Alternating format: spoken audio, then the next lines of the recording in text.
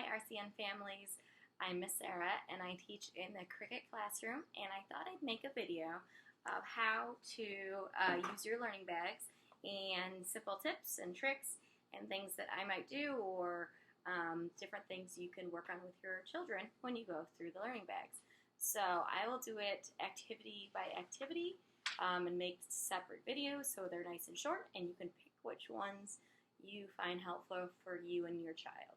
So the first activity in the packet is the Play-Doh shapes. And this one's really fun because it is with Kool-Aid Play-Doh, so it smells really good, and most of you have 2 bags of the Play-Doh, and you have the materials with you right in the bag. So it says that they provide the popsicle sticks and to roll the Play-Doh in a ball. So for making 2D shapes, like I made a triangle, you would have your child roll the Play-Doh into a ball and then have them make different shapes that are 2D, that are flat. To make the 3D, you can't really make them as well with the popsicle sticks because, number one, you don't have too many of them, and number two, it might be a little too heavy. So you can just have your child make different shapes and talk about the shapes that they can make. So you may say, let's make a square, and have them roll it. It's a good fine motor practice, and they're working on their small muscles in their fingers.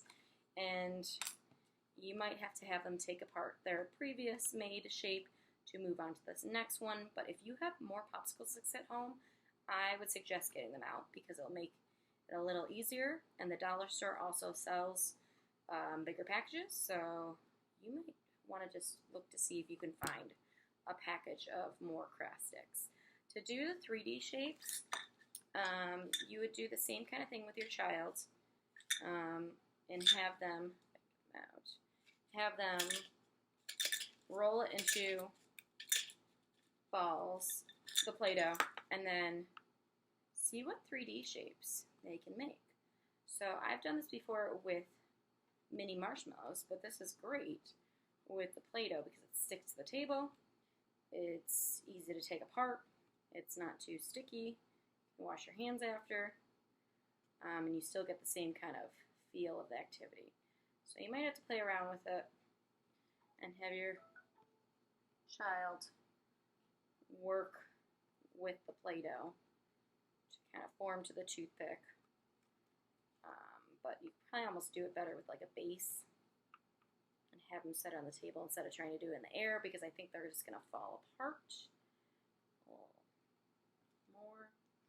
So they can make a cube, and you can talk about the difference between a cube and a square and how it's 3D, what makes it 3D. And then compare it to their 2D shape that they made. You can talk about different things like a ball and a sphere. So that would come into the conversation too. And then this is a great activity to keep them busy because they have to do exactly what I'm doing, and it takes some time. It's not a quick activity that they can breeze through and say, I'm done, I want to go back to playing on my, my iPad or watching TV. It kind of gets them engaged and focused. Oh boy.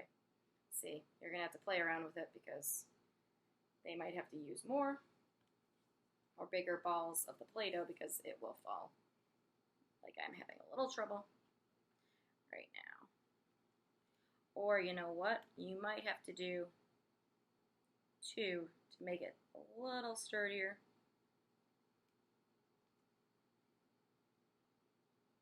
Or stick them at the same time. So it doesn't have too much weight.